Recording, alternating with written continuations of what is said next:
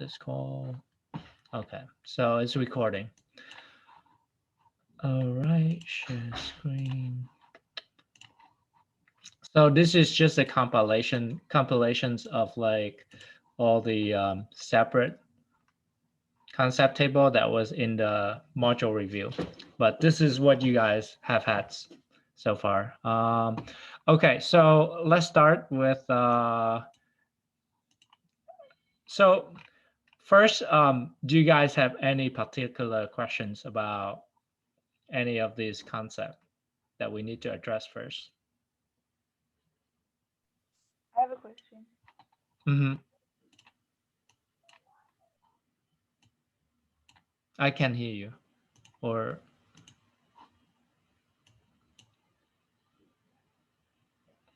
hello?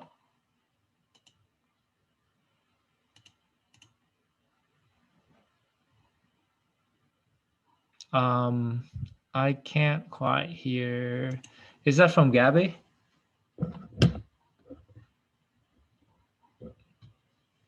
Oh, somebody say yeah, they have a. Oh yeah, Hattie, you are on mute. Oh, did you have a question? I'm trying to make this thing work. Oh, in the chat. Okay. Um. Okay. What is? Oh, okay. Sure. Yeah. Where is my? Okay. Yeah. So a 2x3 experimental design. Can somebody tell me what it is?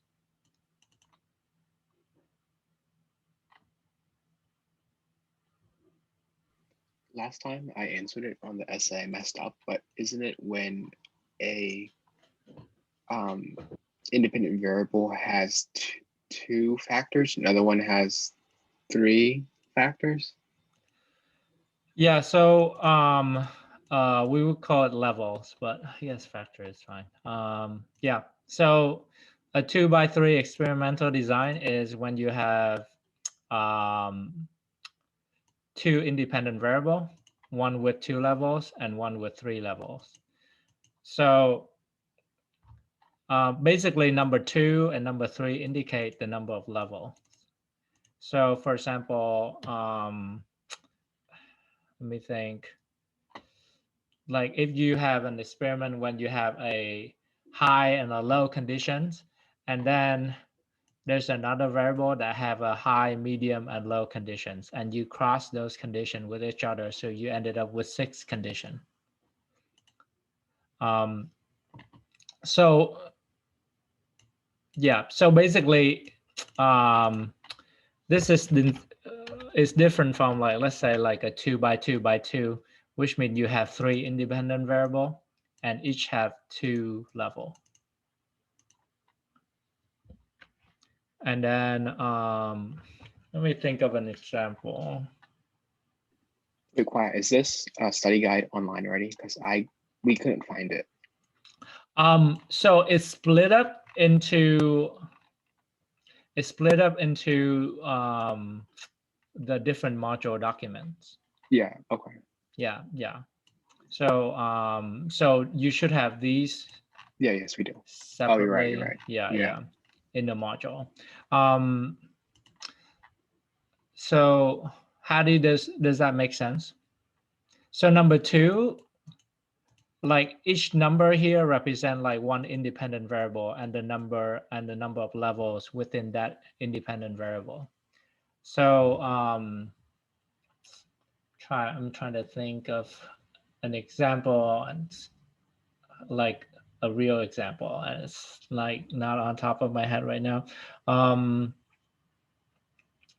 So for example, you have a okay.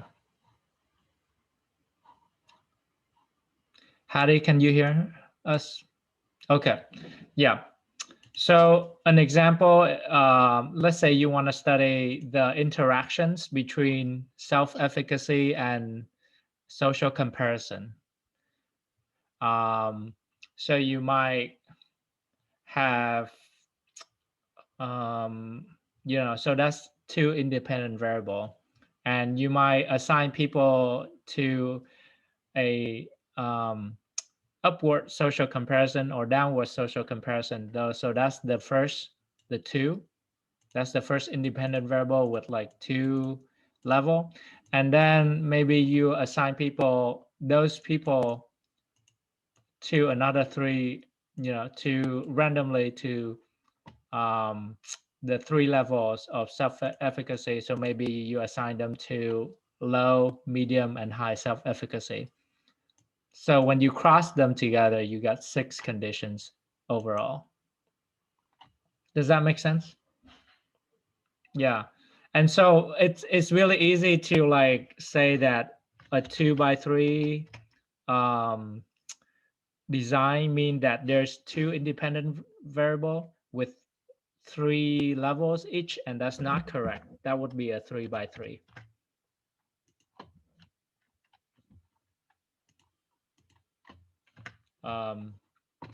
Experimental design. Okay. Let's see how we can best use our time. Okay, let's do, because we have 1 hour, and let's just go over like the each of the module and see if you guys have any questions first, because I feel like my original plan going through each of these individual things might be too time consuming. I'll go through each of these, and you guys can tell me like whether you have a questions on any of those. And then if we don't have a questions, then we can like pass them. Okay. So we can like try to cover anything that you guys might be unclear about. So situationism, subjectivism, multidimensionalism. I actually changed this back to interactions and multi-causality. So never mind this term.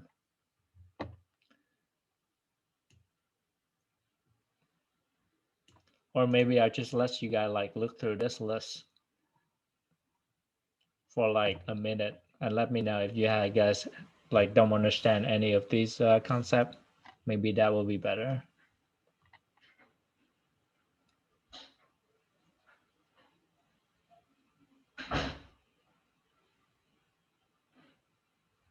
Can you go over the formula B equals F PE? Yeah. Anyone remember what this is? Iteka or Hattie? Can you hear me? Yeah. Can you hear me? Yes. Oh, sorry. Okay. Okay. I think it means that behavior is a function of our personality traits and also our environment. Right. Yeah. So basically, it's how the environment interact with your personal dispositions to create your behavior. Because we behave differently in different environment, but we also kind of have some stable personality trait that will make us act in a certain way. So your behavior is always like an interactions of these two forces. Let me say. Assumption. Okay, so what is an operationalization assumptions?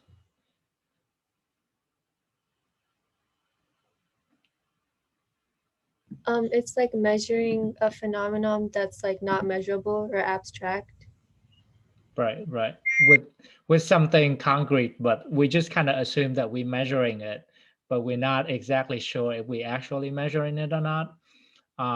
We can be like, confident to a certain degree, but it's always kind of like a leap of inference. let me see. Correlational. Could you go over manipulation checks? Okay, yeah. So Anthony and Iteka, what do you guys think manipulation checks are? Remember correctly, manipulation checks make sure that the right thing is being measured in that experiment. Or like the way the measuring is correct for the data. So that's very close. Mhm. So manipulation check is to check and see if we're manipulating the right thing, or if we actually manipulating the right independent variable in the study. For example, back to my example of the experiment on social comparisons and self-efficacy, right? So let's say I try to manipulate it so that people would compare themselves to someone who's better than them or someone who is worse than them.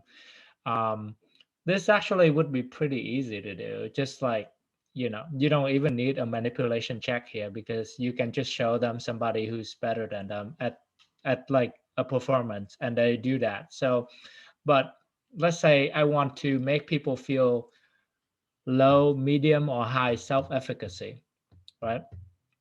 So maybe I try to like give them some feedback that make them feel like they're really bad at a task, or that they're really good at a task. But did I really change their perceptions of self-efficacy? Well, I don't know. I give them the information, but I don't really know if it changed their perception of their self-efficacy. So the manipulation check is to check to see whether my manipulation was successful. And maybe I'll check that by, giving them a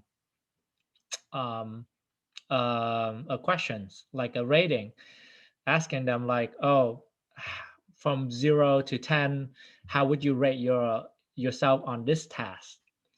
And so that would allow me to check to see if I did successfully change their perception of self-efficacy on this task, to see if they were capable.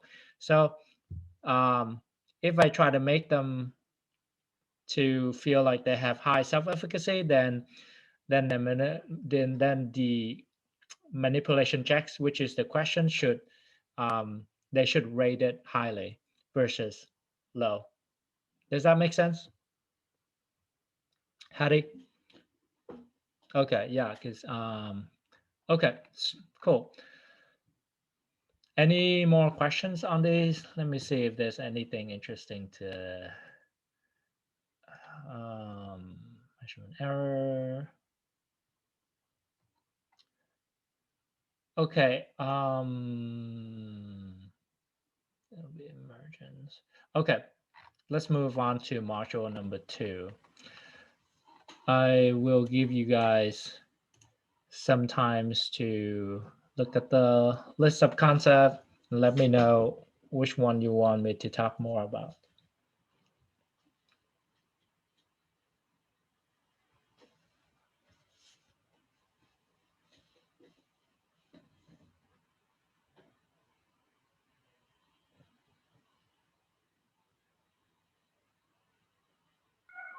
This is just a question. Will we have to know about the different studies and like be able to describe them? So I think it's good to know about the study, but I will sort of give some descriptions about a study, and you answer like what it might means, or interpret something. But I wouldn't just give you like like let's say Lindquist or 2006 study, tell me what it is in that study. Yeah, that would be too tricky. Like I would say like, oh, in Lindquist et al. Study on language and emotions, there's this thing that happened. What do you think it might mean? Yeah. So I won't just like give you the author name and the year and ask you to like recall everything. Thank you.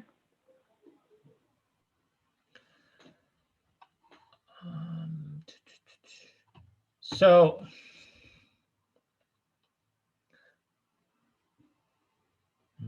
interactions. So what is the schema?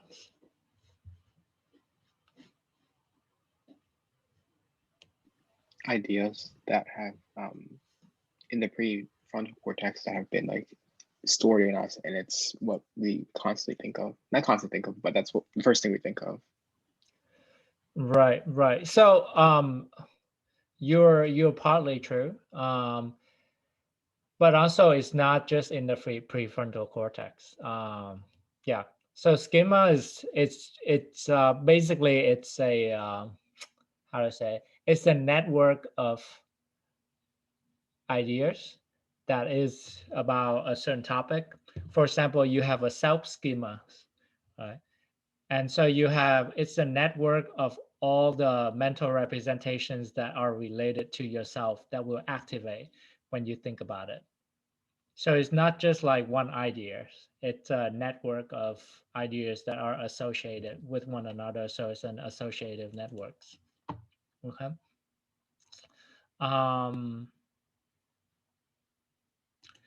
Dynamism. Does schema change or does it stay the same?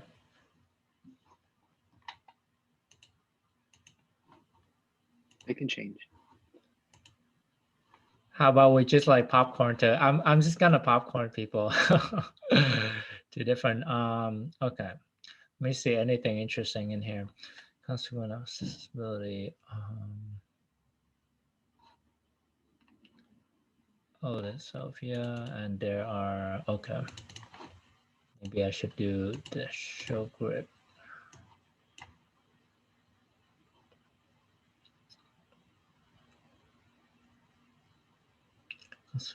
Accessibility.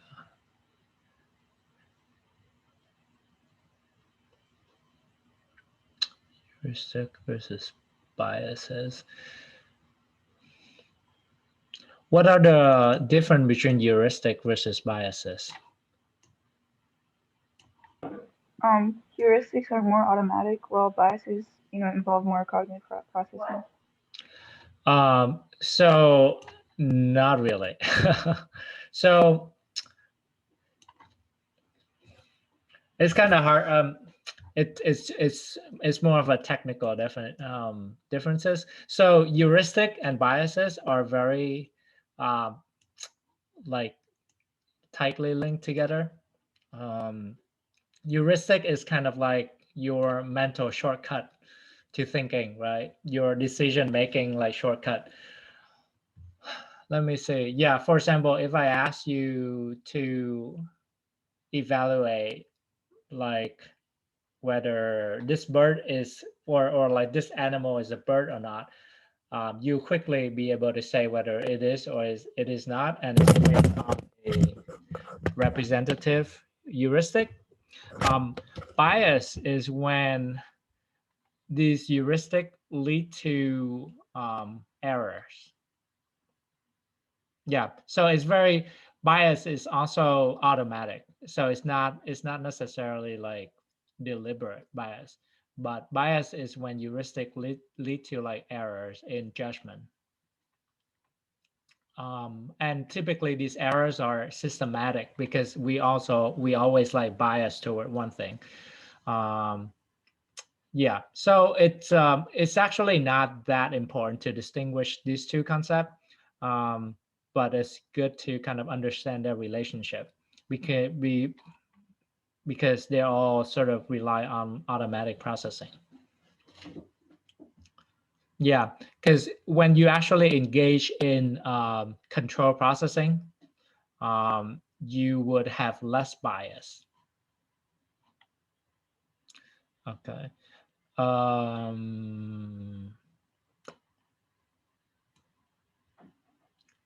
What are the difference between associational, a different form of learning? Sophia, do you want to give it a shot? Associational is we learn to associate one stimulus with another stimulus. And then what's the other one? Operational. Yeah, operant learning is when you learn certain behaviors through either punishment or reinforcement. And observational?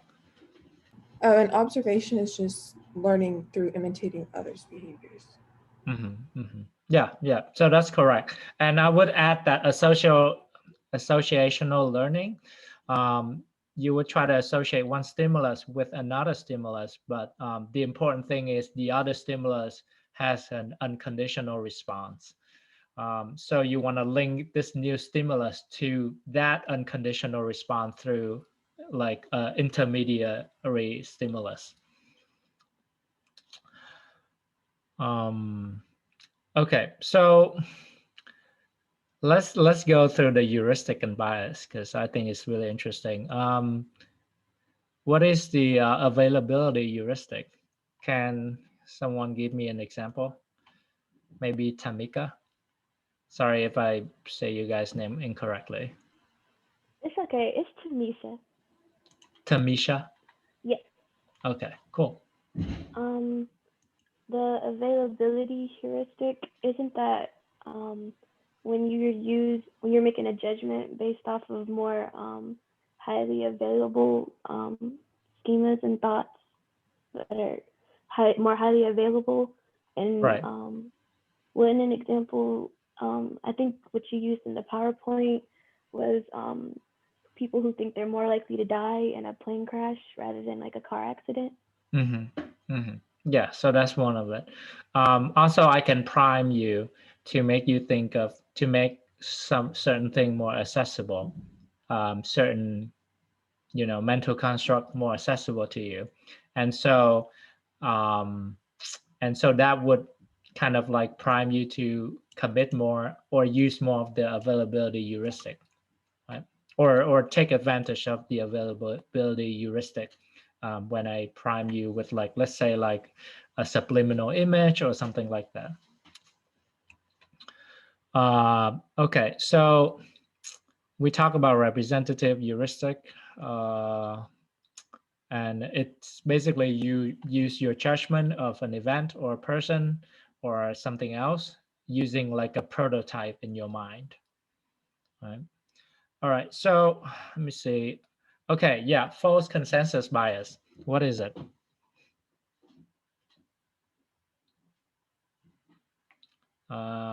Less Atika, or you please correct me if I say my name wrong. You're in Attica. But Atika, okay. it's basically where we think that other people share our values and beliefs more than they actually do. Yeah. So yeah, and everybody think that way too. It's like basically everybody believes something, but actually privately no one really act that way. So it's kind of like a collective like they have like collective misassumptions about certain things.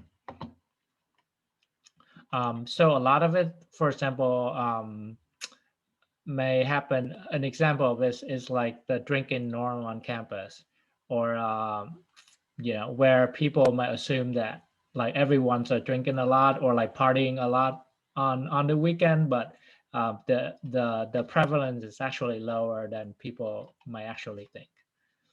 Yeah. Can someone give me an example of anchoring heuristic? Maybe Anthony, or Excuse me. So anchoring heuristic is like when we like base our ideas off the initial thing that we've seen. So, for instance, like you see something that's really expensive in the store, and then you go to the next store, and that same thing is regular price. You might think that it's like a deal, like a really big discount, and actually, it's just the regular price. Right. Yeah. So you have basically for anchoring heuristic, you have you sort of anchor your decision to another informations, and even if this information is completely unrelated or like has nothing to do with your decision, sometimes you would anchor it to to a number.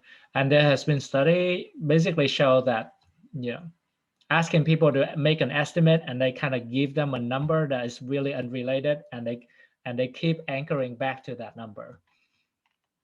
Okay, so let's go to emotions. Okay, so quick catch. What is the difference between core affect and emotion? Hattie or somebody else can do it.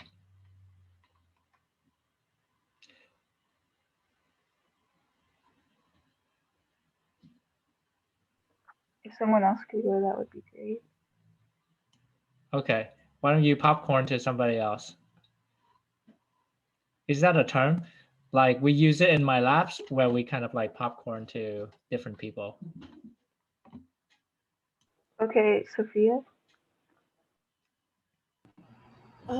I know core affect is like the physiological, like the feelings you have in your body, and it has to do with like valence and arousal. I think emotion is like a little bit more complex, but I think core affect is a part of emotion. Yeah, that's all I remember. Right. Yeah. So you're correct. So core affect is how you feel in your body. So it's the bodily sensations part of emotions. So when you have feeling like you feel like a knot in your stomach, when you're anxious, or like maybe feel when you feel butterfly, or when you feel like kind of like warm and happy. So that's the sensations in your body is called the core affect. Emotions is it's like it used core affect as an ingredient. You can think about it that way. So but like an emotion is more than just like how you feel in your body, right? It sort of come with like you feel a certain urge to do something. For example, if you feel angry, you probably feel the urge to like confront somebody, or like saying something, or fight somebody, or yeah. So the emotions come with the bodily feeling. It's come with a behavioral urge. It come with some facial movement. You might show certain expressions. It comes with the thoughts and the interpretation of the situations. For example, when you feel angry, it does mean that you interpret the situation as being offensive to you, or somebody did you wrong. So emotion is kind of like a complex experience that involve bodily sensations, the interpretation or appraisal of the situations, some action urges, some facial movements, etc. Right?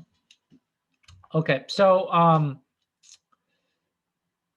what is the tell me about the basic emotions theory. So Sophia, do you want to popcorn to somebody?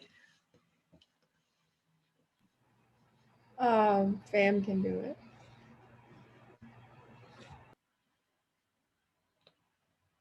So basic emotions theory posits the idea that like our most innate emotions, no, like our basic innate emotions are the main ones that we have. There's like 6 of them or something, or 6 or 5 of them are universal. Mm-hmm.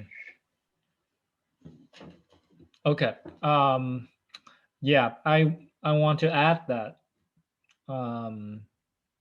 Yeah, I want to add that the basic theories of emotion claim that these emotions are so important for our survival that it's sort of like it's hardwired into our brain, and it have its own dedicated circuitry, right? So it's like you flip a switch and somebody flipped your switch and you feel anger, or somebody flips your switch and you feel like joy or happiness, and then you smile, or etc. So they basically hypothesize that these emotions have like dedicated sort of like brain network for it, and they have dedicated like facial expressions for it. that like when you switch the switch, right, it will change everything. It's like change your brain activity, it change your how you feel, it change how your face shape when you feel that emotions. Yeah, and it's universal. So how about theory of constructed emotions or the two-factor theories? Okay, let's talk about two-factor theory of emotions first. Anthony, do you want to popcorn to somebody else? Yeah, let me popcorn to Atika. So it's basically emotion has two factors, a physiological arousal and then a cognitive label to Mhm. it. Can you explain, can you elaborate a little bit more on the cognitive label? Well, so like if you see like a scary bear, for example, then like Mhm. your heartbeat starts to increase and you have like physiological arousal, and then you label it as being scary, and then you feel the emotion of like fear. Okay, okay. Um, okay, so um, theory of constructed emotions, right? So it's what's the difference between the two-factor theory of emotion versus the theory of constructed emotions?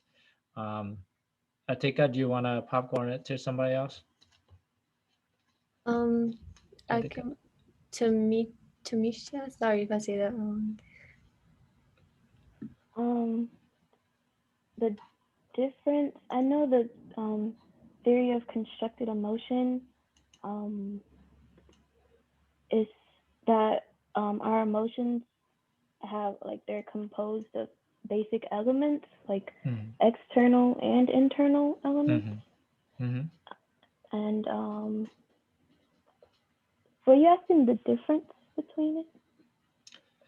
Yeah. So it's kind of a tricky question because these two theories are very similar. They're kind of in the same school of thoughts of versus the basic emotions theory, right? The basic emotion theory say that like, well, emotion is like one thing, it's special, it's have like a dedicated circuit.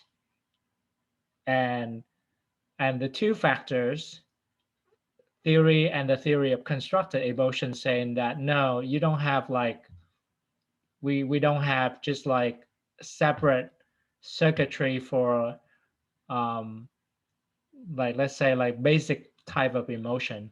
It's actually you kind of like get this, you get like different ingredient, basic ingredients of um let's say cognitions and bodily sensations and knowledge of the environment and interpretation of environment, and then you combine them together and then it give rise to emotions. um, right, so those are two very different approach. One say that emotions are special, they're separate from cognition, there's six basic type of them, and they're dedicated like facial expression and brain mechanism for them. The other one say no, emotions it's not that special, it have multiple components of more basic process, and then you kind of mix them up to create emotions.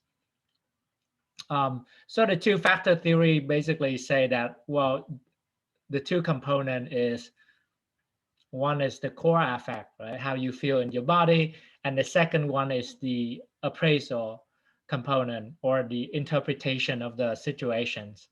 For example, if you think of the bridge study, like the shaky bridge study versus the stable bridge study, right? The participants kind of feeling high arousal because he was like, or they were walking on like a shaky bridge.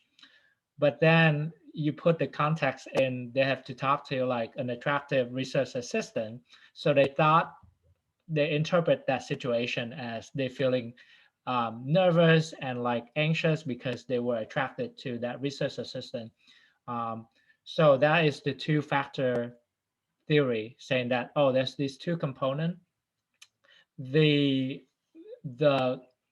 theory of constructed emotion sort of build upon that and say that, well, your conceptual knowledge of emotions is also important. So for example, if you do not have a concept of anger, your emotion experience is created by mixing the bodily sensation, the situations, and then the concept that you have about the emotions. For example, in a study, when they make the concept of an emotion temporarily inaccessible to you, so that is the Lindquist all study in 2006 is in the slides. They make the concept of anger, for example, temporarily inaccessible by telling a person to repeat the word like 30 times, like anger, anger, anger, anger, 30 times. And because they repeat the word so many times, it temporarily lose the meaning. And when the person does not have access to the concept of that emotion, they were slower to perceive an anger facial expressions, which kind of show that, okay, so you have the feelings, you have the interpretations, but you also have, you also need the concept of that emotion to be able to create your experience of emotions. So you can think of the theory of constructed emotion as like one step, uh, one step from like the two-factor theory of emotions by building on it even further. I had a question about theory of constructed emotion. So these three factors.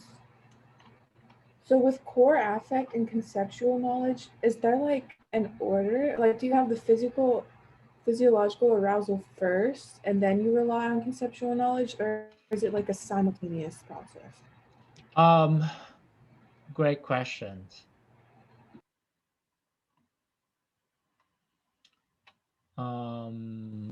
Great questions.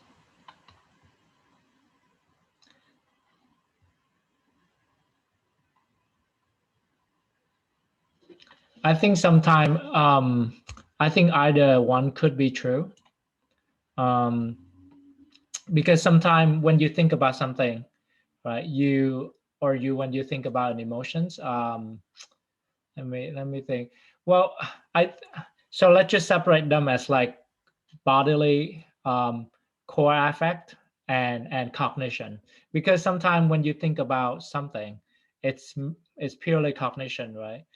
It kind of create an emotion in you. It kind of make you feel a certain way. So sometimes thoughts can create emotions. And so sometimes like the cognition would go first and the emotions would follow. But in many cases, you definitely could feel the body like a sensations first, and then you start to make sense of that sensations to kind of create your experience of emotions. And that has been shown in like several misattribution of arousal study, right? They kind of give people a bodily sensation first by, let's say, make them run on the treadmill, and then they kind of give people the person the context for that feelings, and then they're like, oh, I'm experiencing this emotions. So I think I'm not so sure that like I have like an answer on which one would always come first. I think it both can happen. Okay, that makes sense. Okay, so that's let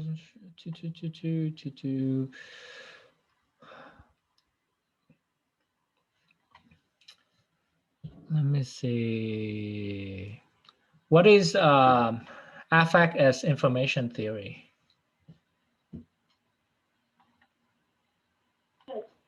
That's how we use our affect, like positive affect or negative affect, to subconsciously influence our attitude, our attitudes on different things. Mm-hmm. And specifically, what signal? Like, what is the specific signal for positive affect versus negative affect? What does each of these means to us as a piece of information?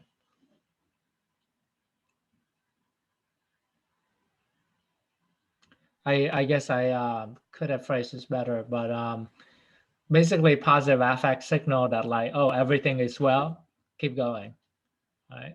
Versus negative affect signal that says something there's something is wrong. And I'm actually not sure if this was in the lecture or not, but a questions for you guys. When under what situation am I more likely to use heuristic? When I feel positive emotions or when I feel negative emotions? Negative emotions.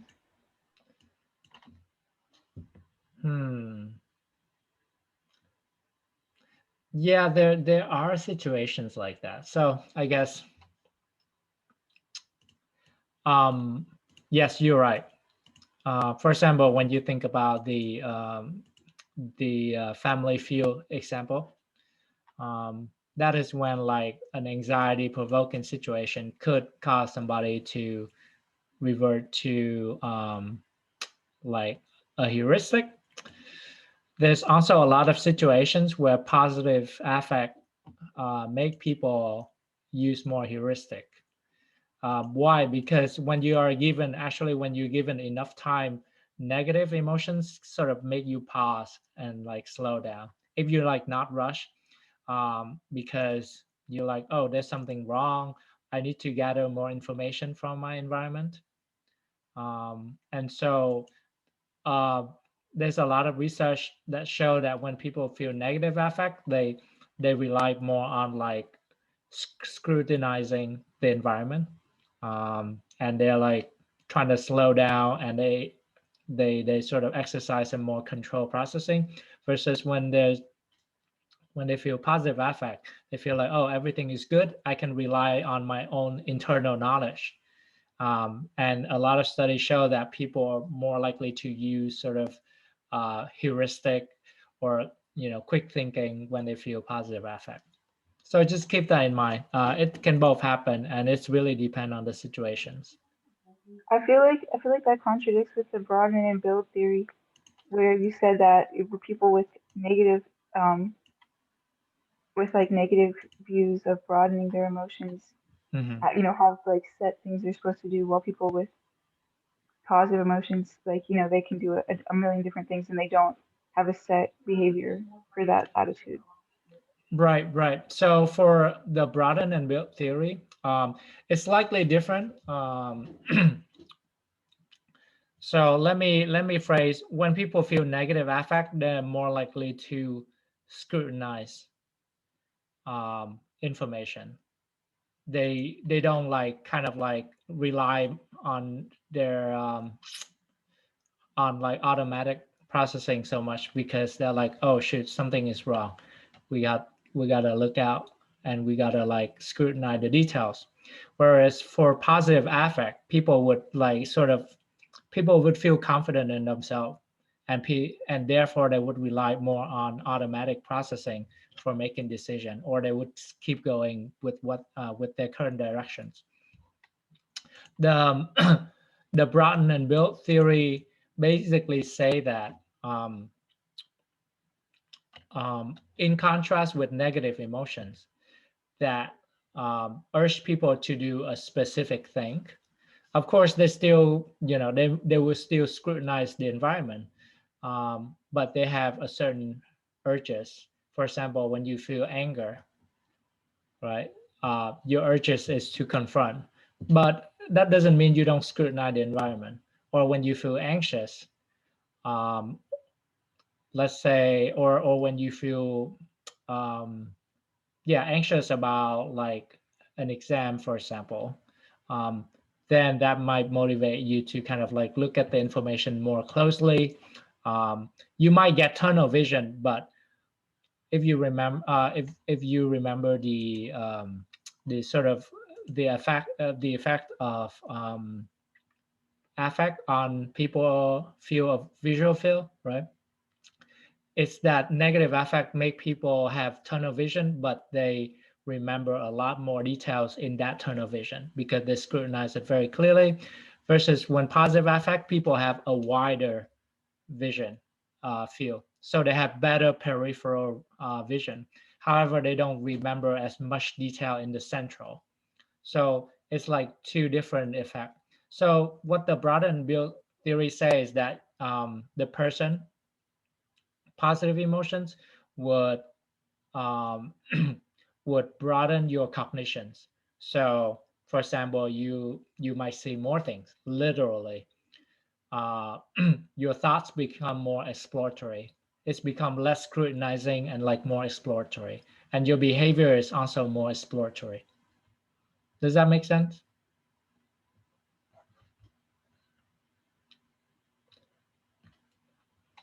So it's not necessarily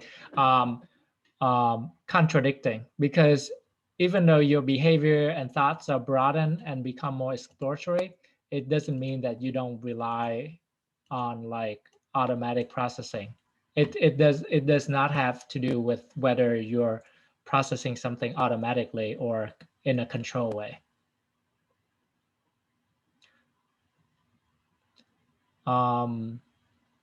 Yeah, and sometimes how do I say it? Yeah, and sometimes it's even consistent. For example, when you feel good and you're like on a roll on something, right? Things feel very easy. You feel good, and the kind of the processing style is more automatic. You're like, you know what to do. You gotta like go go go, and you explore a lot of things. Versus when you feel bad, things feel like more effortful, and you sort of slow down, scrutinize things. So yeah, and maybe you don't explore as much. You sort of like slow down and processing things in a more careful way. So yeah, so I don't think of these things as like being contradictory to one another. And so we can, how about we can talk more about it if you still have questions, but I don't think these minor distinctions gonna show up in the exam. So yeah, so I can definitely like have a discussion on that later, because I don't want to kind of lose out on like other content. Yeah, so make sure you guys kind of like look at the cross-cultural differences and emotions, and like these things also I find really interesting. So let's talk about the self. Also, yeah, if you guys don't have, I mean, I think I say that the time is from like about 12 to 1. So if you have to leave early, that's fine. But I'm just gonna keep going through the last module. Anthony. Thank you. Thank you. Okay. I have to go Yeah. for another class. Okay. Yeah. Yeah, See ya. me too. Bye. Thank you. Mm-hmm. See ya. Are you guys gonna be here? Okay. So I'll just go to the last through the last module. Skim along. Okay, so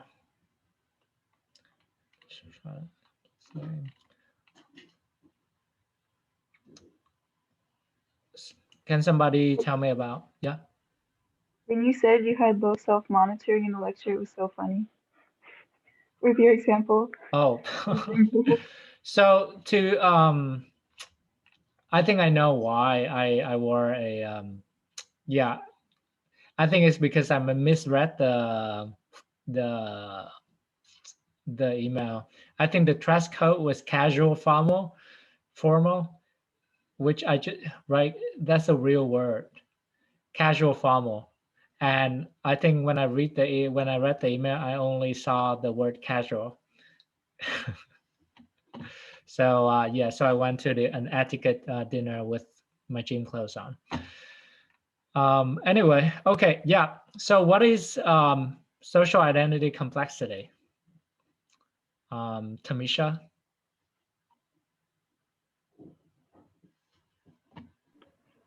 Is it okay if I answer the next one? There's a lot of noise kind of in the back of my house. Oh, the next one? Yeah, because Oh, I see. Yeah. my family's Or, being a little loud. or Sophia.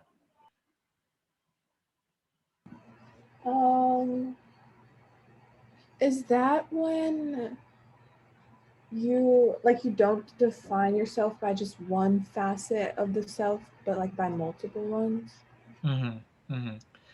Yes.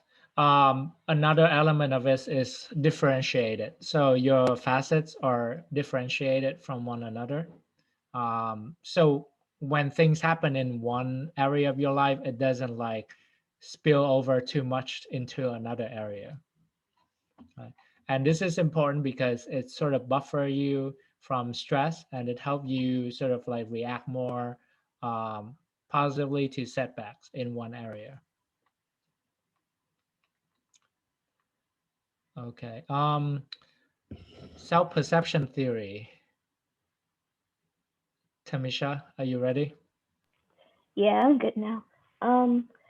I think this is the one where your behavior is informing your attitude, and Right. yeah. Yeah. And when does that happen? Like under what situation would your behavior would inform your attitude?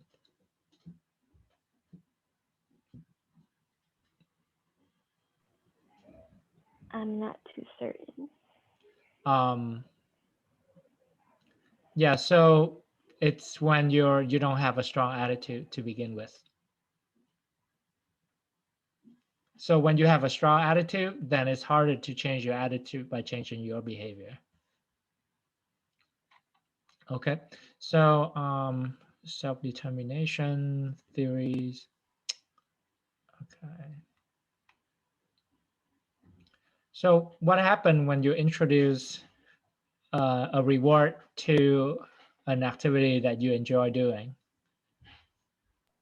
What can happen? Our motivation to perform the activity decreases. So your to be more accurate, your intrinsic motivations to perform the activity decreases. Your external motivation might increase actually. Like, so I can pay you to give you like to motivate you to have better performance. But if I stop paying, then your motivation sort of go down. But in a lot of situations, pain it actually can like reduce the motivations.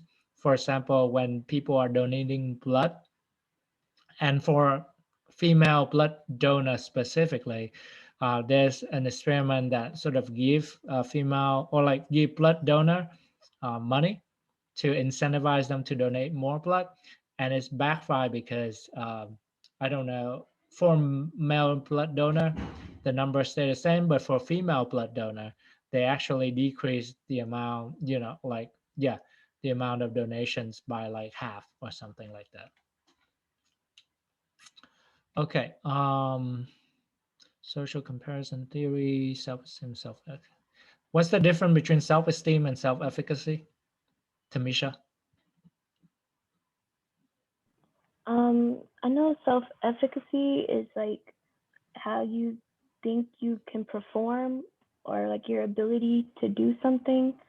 And self-esteem is like I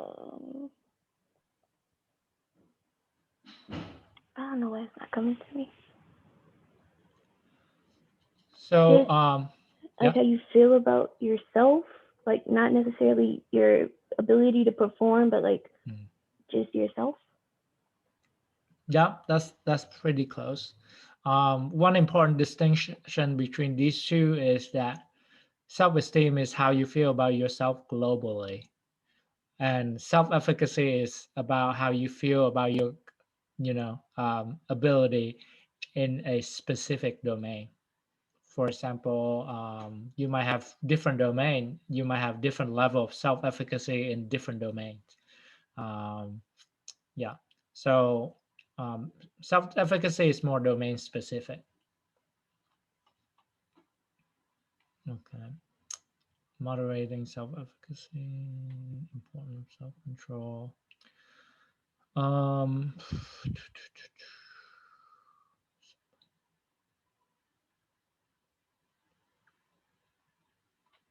are there any of these concepts that you feel like need more explanations? Could you go over ego depletion? Okay, yeah, ego depletions. What is your specific question? Or do you just want to sort of like learn more about it? Yeah, just letting you know. Okay. Tamisha, can you give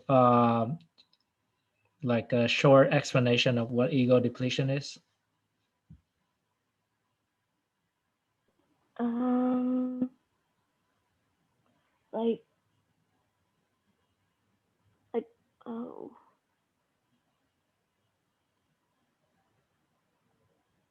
I can also give you the answer. I couldn't do that. Oh yeah, no worries. So I mean, like this is, you know, the topic is heavily, it's a topic of controversial in the research community. But basically, ego depletion is the phenomena when, if I ask you to perform an effortful uh, sort of behavior, or like kind of like if I ask you to exert your self-control um, uh, in a previous task, and then I give you another task of self-control or of delayed gratifications, then your performance on your second task will be worse. So what it means is your self-control ability, when you use it on something else first, it's going down afterward. Right? And so actually in undergrad, I did some research with ego depletion, but with monkey. So we have two tasks for the monkey. The first task is like I would sit in a box and there's a little hole, and then I have like this little treat for like the capuchin monkey, which is like a mealworm. And I would make the monkey wait 10 seconds before I give him a mealworm. And so I would do that like 10 or 20 times, I forgot. But yeah, I keep making him wait like 10 seconds. So he has to like exert his self-control to like patiently wait for his treat first, right? So that is like the initial task that kind of try to deplete his self-control ability. And then afterward, we give him a choice of two puzzle. One puzzle is easy and one puzzle is hard. And if he solve the easy puzzle, he get like a grapes. And if he solve a harder puzzle, would take more self-control and more effort, then he get two grapes. Um, and he sort of yeah, we give him a choice, and we kind of, you know, have we basically we taught the monkey to know which one is hard, which one is easy, and which one has one grape, which one has two grapes. And then we sort of like test to see whether the monkey would go to the easy puzzle or the harder puzzle. So that's like the sort of experimental paradigm for ego depletions. And instead of monkey, we do it with human, which is who's also like an ape, um, type of ape. Yeah. So so that's like the yeah, the gist of ego depletions. Um, and the and like researcher was trying to explain, why do people have ego depletion? Is that because your self-control capacity is limited? It's like a resource that you use it, then you exhaust it, and then you need time to recuperate. Or is this something else? And at first it's you know, people go with the explanation that, well, it's a resource, so when you use it, it's deplete. And the resource is literally blood glucose, because your brain run on glucose, right? So the more you use your self-control, the less glucose you have, therefore the less self-control you have. However, there's other evidence come out that no, this is not true. Like blood glucose has nothing to do with brain glucose, and it's just not true. And there's other experiments show that when you make people believe that their self-control capacity is unlimited, they actually do not show ego depletion. Um, so a new explanations for this phenomena is your motivation is based on motivation and attention. So basically, when you experience ego depletions, your motivations to self-control change. So at first, like when you do something hard, you're motivated to control yourself. But after a while, your motivation changed to like, I want a break. I don't want to keep on self-controlling. I want some reward. So your motivation shift, and therefore your self-control ability or performance decrease. But if the researcher would try to keep the motivation high by like paying people money to keep on controlling themselves, then their ability for self-control does not decrease after exertion. But anyway, I think the gist for to take away from this is that be careful about how you use your um, self-control, because for example, if you make a lot of hard decisions, or like trying to like resist temptations, then your ability to control yourself might decrease really quickly. Um, yeah, and so it's wise to kind of use your self-controls like wisely, and a way to kind of like manage your self-control that a lot of high self-control people have is to design their environment to avoid having to use self-control. So right, so instead of resisting temptation, I don't know what your like specific temptation would be. For example, like eating like some junk food or snack food, for example, is to just avoid that temptation altogether. It's like, do not buy any like junk food, or do not have it in your fridge or your pantry, and then you don't have to struggle with resisting it. So yeah. Okay, so self-monitoring, self-awareness, I actually self-control. had a question Yep. about it was about Mm-hmm. self-presentation and then self-monitoring. I know they kind of go together and correlate, but for other focused self-presentation, Mm-hmm. when I was looking, I noticed, I don't know, I kept finding like, oh, I thought other focused self-presentation was kind of the same as self-monitoring, and I didn't want to like, when I'm studying, I didn't want to be like, oh, they're the same thing. So is there like a difference between the other focused self-presentation and then like the goal of self-monitoring? Right, right. I mean, they're not.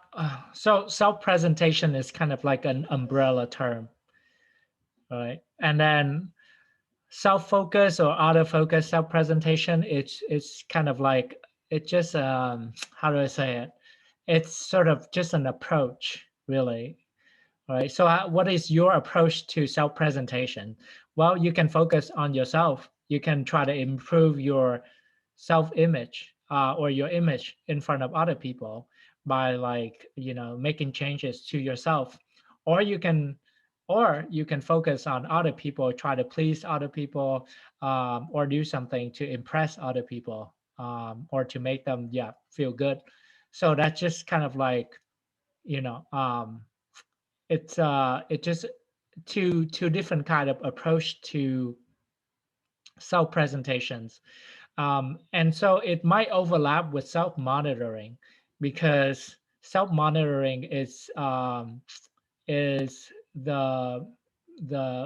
idea that you try to adapt to the situations whenever it changes, right? So in different situations you would act differently, and I would argue that when you self-monitor, you probably have both self-focus and auto-focus self-presentation, because um, let's say let's take like the fancy wine event as an example. When you're high on self-monitoring, you might dress more nicely at the wine event, right? So that's a kind of a self-focused approach to self-presentations. But also you might be kind of like, I don't know, more you try to please other people because everyone was having like a good time, right? So you try to laugh with them, you try to like, sort of compliment them, maybe like, oh, like your suit looks really nice. So that would be kind of like an auto-focused self presentation. So self monitoring, it might overlap with both. It just means that self-monitoring means that you have a tendencies to um, adapt yourself to different situation to try to blend in. Um, it typically refers to a dispositional trait, which means that somebody is kind of like a social chameleon, always adapting themselves, always changing their behavior and maybe even beliefs in different situations. Does that make sense? Yes, it does. Okay, great. Um, okay, so any other questions? I'm good. You good? Hmm. Yeah, I think we covered pretty good. There's other things that I have not covered, but you guys can probably go through it on your own. So make sure you quiz yourself. Don't just go through the material and read the definition. Like actually, just look at the concept and quiz yourself on what it means. It will help you guys to study a lot more effectively. Yeah, if you think back on my example on like one of the first slide, people who study, just like kind of like go through the concept and read the answer, have a full sense of confidence that they recall the material well, but actually their performance is not as good as people who test and quiz themselves. So make sure you do that. And yeah, and good luck with the exam. Feel free to leave any questions for me on the forum or through my email, and I'm happy to answer them. Thank you so much. Thank you. All right. Yeah, thanks for coming. So I will stop the recording. How do I do that? Okay. All right. See you guys later.